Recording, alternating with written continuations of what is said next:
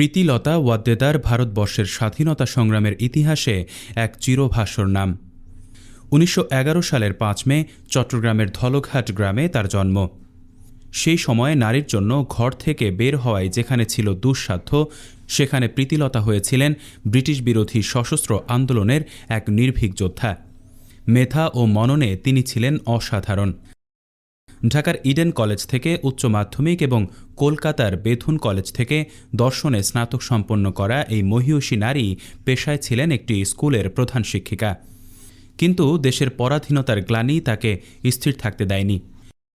বিপ্লবী মাস্টারদা সূর্য সেনের আদর্শে অনুপ্রাণিত হয়ে তিনি যুক্ত হন সশস্ত্র সংগ্রামে।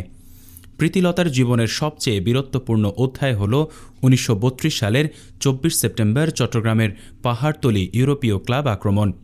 কুকুর ও ভারতীয়দের প্রবেশ নিষেধ এমন বর্ণবাদী লিখন সংবলিত সেই ক্লাবটি ছিল ব্রিটিশ আধিপত্যের প্রতীক। মাস্টারদার নির্দেশে প্রীতিলতা এই অভিযানের নেতৃত্ব দেন।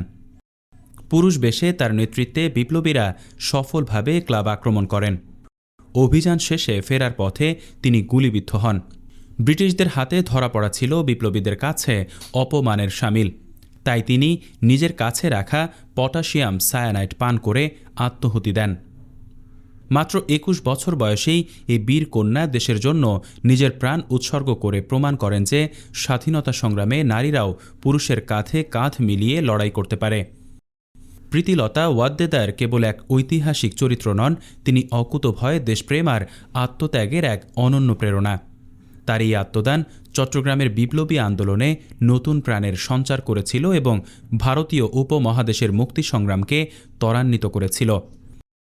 ইতিহাসে তিনি প্রথম বাঙালি নারী শহীদ হিসেবে স্বর্ণাক্ষরে খচিত হয়ে আছেন। আজ তার জীবন ও আদর্শ আমাদের শেখায় যে কোনো অন্যায়ের বিরুদ্ধে বুক চিতিয়ে দাঁড়ানোর সাহস। পাহাড়তলী ইউরোপীয় ক্লাবের সামনে তার ভাস্কর্য আজও দাঁড়িয়ে আছে এক অমর আলোকবর্তিকা হিসেবে, যা আমাদের বারবার স্মরণ করিয়ে দেয় যে স্বাধীনতা অর্জনের পথ কোনো সহজ ছিল না। প্রীতিলতা ওয়াদ্দেদার বাঙালির হৃদয়ে বীরত্ব ও নারী শক্তির এক অবিনাশী প্রতীক হিসেবে চিরকাল বেঁচে থাকবেন।